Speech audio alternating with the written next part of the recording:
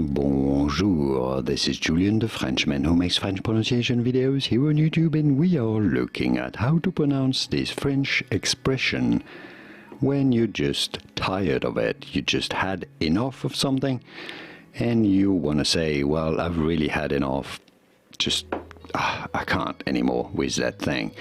So this is what you say in French to say this. This literally means that my bowl is full and I can't take it anymore. How do you go about pronouncing this? Ra, the S is silent here. Ra, le, bol. Ra meaning it's full. That's what it means. Ras le bol. Ras le bol. Ras le bol of this. Je n'en peux plus. Ras le bol is how you would say this. Did you get it?